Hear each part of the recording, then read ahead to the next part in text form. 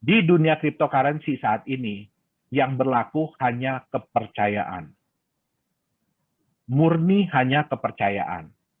Artinya apa? Kalau kepercayaan itu ada, harga akan bagus. Tapi begitu kepercayaan itu hilang, harga akan jatuh.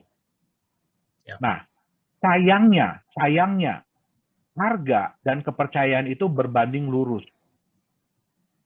Jadi di dunia kripto itu, kalau harga naik, orang jadi percaya, orang mau beli. Sehingga harganya akan lebih naik lagi. Tapi berlaku juga kebalikannya. Kalau harga turun, kepercayaan orang akan hilang. Harganya akan lebih turun lagi. Jadi kayak bola salju ya Pak ya dia ya? Betul. Jadi benar-benar hanya berdasarkan sentimen. Ini sentimen positif apa sentimen negatif? Ya, sentimen positif atau sentimen negatif. Nah, hal yang kebalikannya terjadi di stable coin. Yang saya bilang tadi. Ada 1% yang warnanya hijau kok. Dan itu semua adalah koin-koin atau kripto-kripto yang memiliki backup. Yang memiliki aset. Ya, baik itu emas, perak, US dollar. Artinya apa? Mereka itu memiliki nilai yang akan membackup mereka. Ya. Nah, saya mungkin akan share screen sedikit ya. Jadi itulah kenapa ya Pak ya, kan kebanyakan kalau mother of coin, Bitcoin itu harganya turun, semuanya biasanya ngikut turun. Tapi kalau yang punya aset, itu ada faktor ketiganya lah istilahnya ya. Betul. Selain dari sentimen pasar itu sendiri. Yang Betul. dia akan menjaga nilai kalau sampai semuanya jebol, quote to quote. Sebentar Pak Dani, suaranya hilang. Oh, sorry. Kedengaran suara lagi. saya Pak? Udah kedengeran. Oke, ya. Oke. Ini saya harus stop dulu. Nah, udah kelihatan belum saya punya ini? Kelihatan, Pak. Saya punya apa? Ini ya. Ini tipe aset kripto ya, yang ingin perlihatkan. Jadi kalau di dunia saat ini, itu sebenarnya ada dua tipe aset kripto. Ya, yang paling kanan itu belum banyak yang kenal. Ya, cuma Bapak Ibu aja yang kenal. Ya, sama beberapa orang Korea, beberapa orang ya Rusia, beberapa itu baru beberapa semua. Ya. Nah, sekarang ini yang ada di dunia aset kripto itu sebenarnya ada dua, yaitu non-stable, artinya mereka itu tidak ada backup apa-apa. Ya, tidak ada underlying value, underlying asset, jadi tidak ada aset yang membackup, dan stable coin. Ya. Nah, kalau kita mau lihat non-stable coin itu memang bisa memberikan profit yang tinggi. Jadi kemungkinan harga naik itu bisa tinggi sekali. Ya, itu sudah terbukti ya. Di market sekarang banyak koin-koin yang seperti itu. Tapi mereka pun punya resiko yang tinggi. Jadi begitu kena sentimen negatif sedikit, ya, mereka akan turun. Artinya resikonya tinggi. Nah, nilai terburuknya berapa dari sebuah non-stable coin? Itu bisa mencapai 0. Jadi benar-benar bisa kehilangan nilainya. Itu kalau naik tinggi sekali, kalau turunnya bisa sampai lantai, Pak ya. Betul, ya. Nah, untuk stable coin, ya, keuntungannya apa? Resikonya rendah. Kenapa? Karena dia memiliki backup. Artinya apa? Nilai terburuk dari stable coin adalah backupnya itu tadi. Jadi kalau sebuah koin dikatakan bahwa, satu koin ini ya bisa satu koin di backup oleh 1 gram emas, ya artinya selama-lamanya nilai koin itu tidak akan lebih rendah daripada nilai emas yang membackup. Ya, itu sewajarnya. Tapi kerugiannya apa ya? Berarti profitnya rendah. Kita tahu dong berapa sih kenaikan harga emas, ya kan? Berapa sih kenaikan harga US dollar? Ya nggak bisa dibandingkan dengan kenaikan harga Bitcoin dan teman-temannya. Betul nggak? Nah, dua aset yang sekarang ada ini, ya itulah yang bisa dijadikan pilihan. Jadi Anda mau ngambil profit tinggi, ya Anda harus siap terima resiko tinggi. Ya, itu namanya non-stable. Tapi kalau Anda mau ambil stable coin yang resikonya rendah, ya berarti kemungkinan Anda untung pun rendah. Lebih kecil. Kenapa? Ya, Karena dia akan mengikuti harganya. Ya. Nah, tapi ini hebatnya dunia kripto. Ya, sorry. Bentar ya. Ini nanti. Wah, itu menarik sekali itu Pak, angka-angkanya Pak. Ya, nanti kita bahas ya. Ya. Pak, by the way, peserta sudah 300 Pak. Oh ya. Ya. Ya, Nah, silakan Pak. sekarang kita bisa lihat ya. Sorry, bukan yang ini.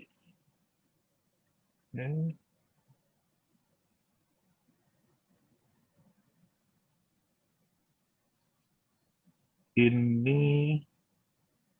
Oke. Ya.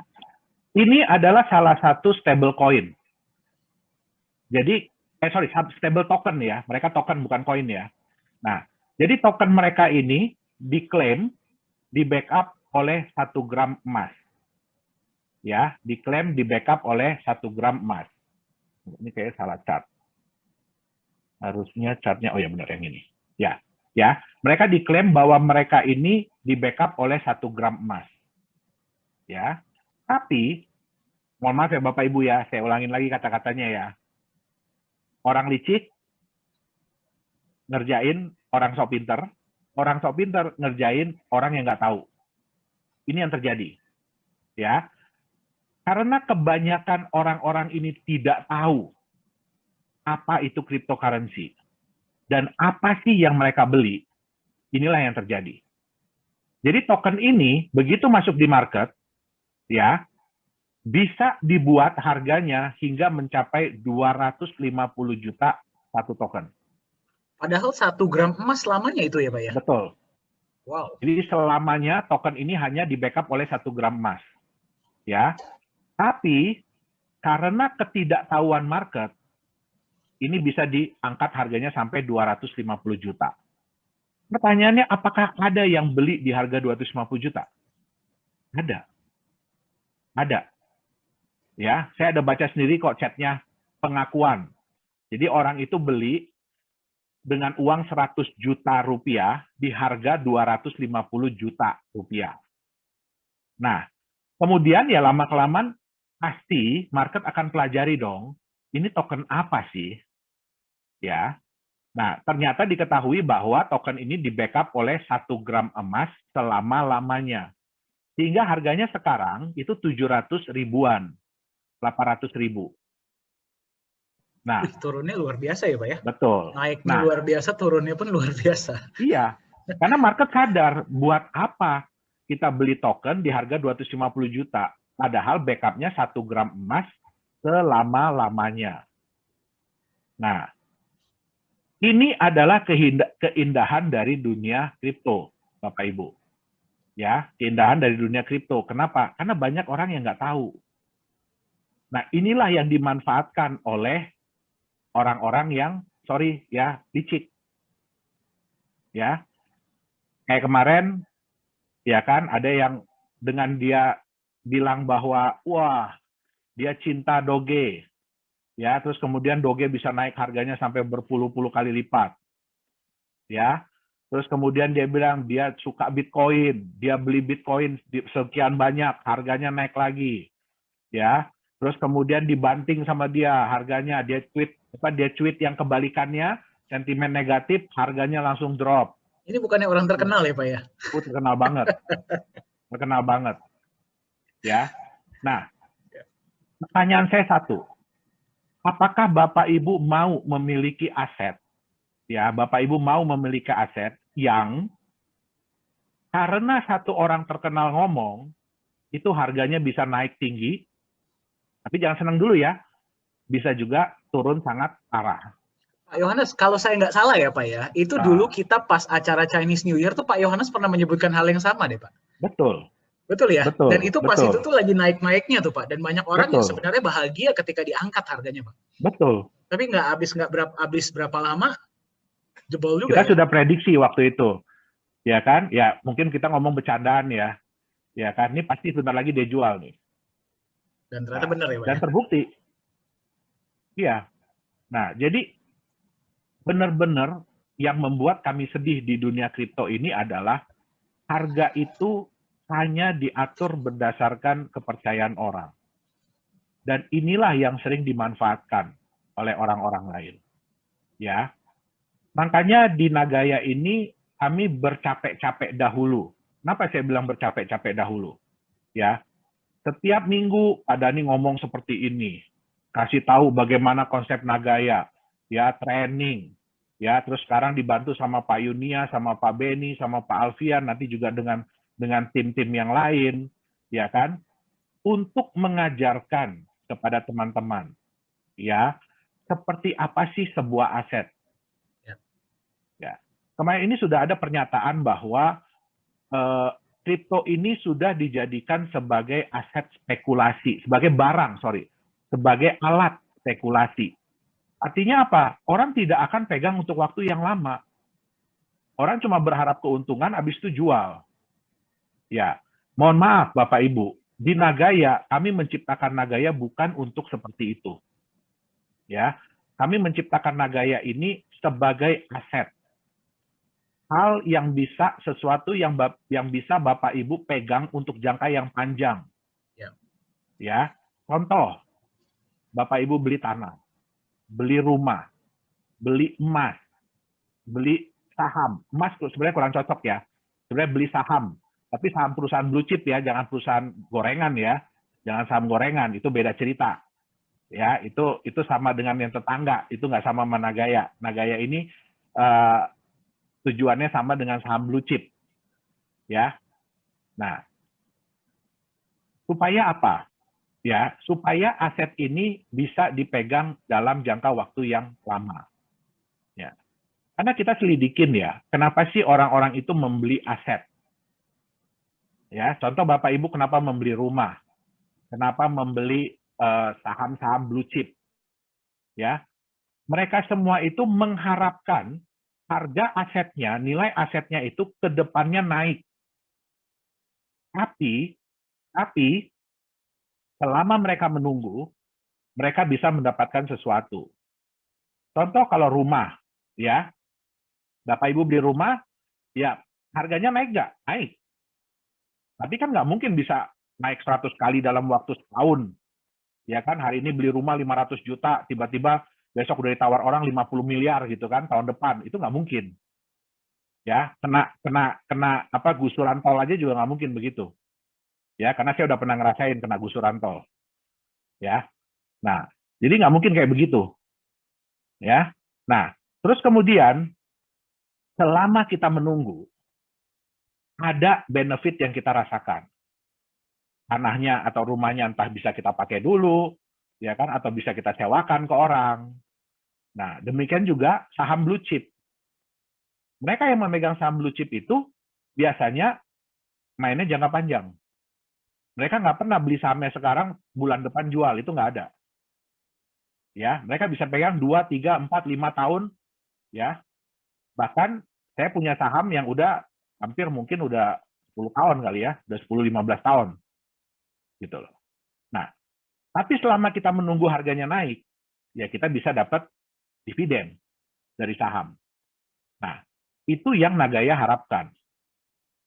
Ya. Nah, kenapa di sini kami capek-capek dulu seperti ini?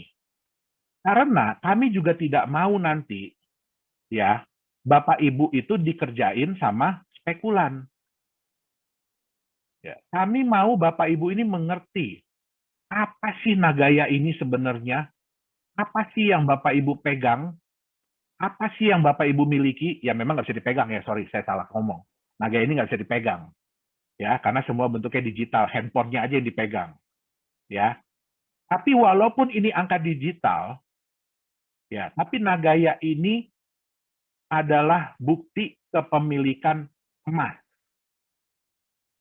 Ya, saya nggak peduli, manajemen tidak peduli kapan Bapak Ibu beli Nagaya. Kami tidak peduli. Dari mana Bapak Ibu beli Nagaya? Apakah sekarang masih beli dari perusahaan? Atau besok-besok 3-4 tahun lagi sudah beli dari market, sudah beli dari orang lain, dari tetangga, atau bahkan Bapak Ibu beli dari orang Amerika, dari orang Prancis. Ya, manajemen nggak peduli. Yang manajemen lihat adalah berapa Nagaya yang Bapak Ibu miliki. Besok-besok Bapak Ibu datang ke kantor kami ya. Ya mudah-mudahan Nagaya udah $100, makin banyak ya Pak Dani ya. Orang bisa jalan-jalan ke Singapura ya, ke kantor kita. Amin, amin, Pak. Ya. Amin. Ya. Nah, supaya Bapak Ibu datang ke kita nanti tunjukin ke saya, Pak, saya punya sekian Nagaya loh sekarang. Nah, kita bisa kasih tahu ke Bapak Ibu berapa Nagaya yang Bapak Ibu miliki. Berapa emas yang menjadi hak Bapak Ibu di dalam penyimpanan itu. Dan kita nggak akan nanya ya Pak ya, Bapak Ibu dapat Nagaya dari mana, belinya dari siapa. Kita nggak akan nanya. Kenapa? Karena Nagaya itu mudah diperjualbelikan, mudah ditransfer. Sekarang aja kita lihat aktivitas transfer Nagaya antar member, antar wallet itu sudah mulai banyak. Tiap hari pasti ada transaksi, ya transferan.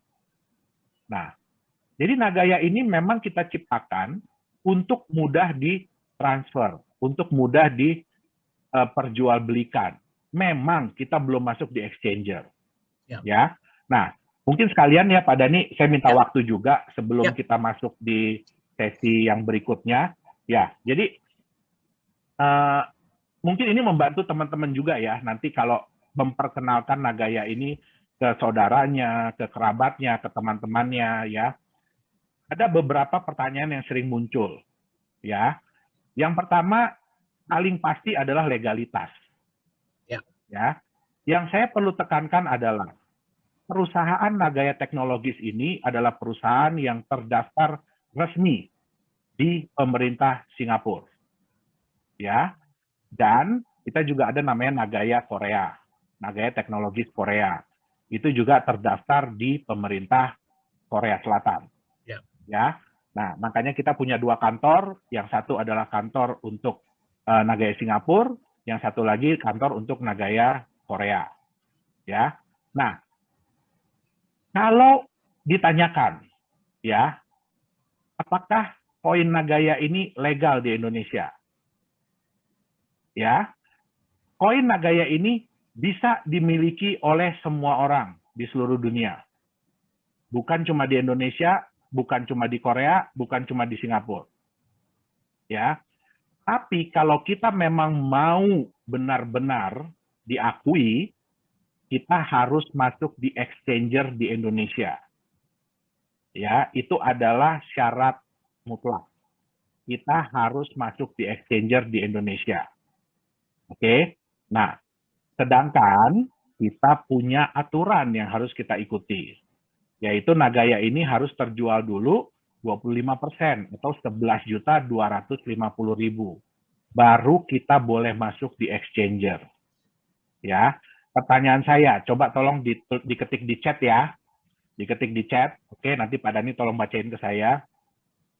Bapak Ibu mau Nagaya Bapak Ibu ini diperebutkan oleh 300 juta orang di Indonesia atau mau diperebutkan oleh 8 miliar orang di dunia? Nah, Bapak Ibu maunya yang mana? Diperebutkan 300 juta atau 8 miliar? Ini bergantung dengan harga ya Pak ya, berarti ya. Iya. Lebih banyak yang ngejar ya pasti harga Pak. Betul. Ada yang bilang 10 miliar Pak. Wah, populasi dunia belum nyampe. Ya. Pak, mayoritas 8 miliar Pak jawabannya Pak. Ya, karena prinsip dari market, ya kan, semakin banyak orang yang mengejar, ingin memiliki barang tersebut, dan semakin sedikit barang yang tersedia, itu pasti harga akan naik. Itu yang namanya prinsip demand and supply.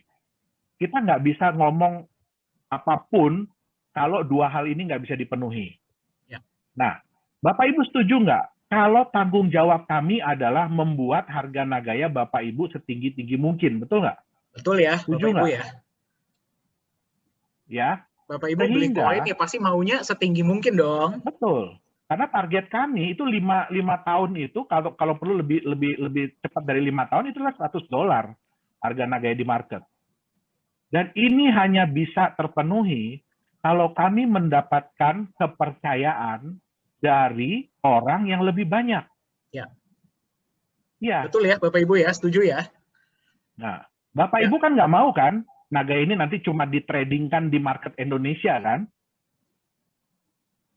Maunya sampai keluar negeri, betul nggak? Ya. Nah, itu yang kami tuju. Sehingga itu pula alasan kami kenapa kami memilih Singapura. Ya. Jadi kita itu ingin mengangkat kepercayaan, ingin mendapatkan kepercayaan dari orang-orang di seluruh dunia.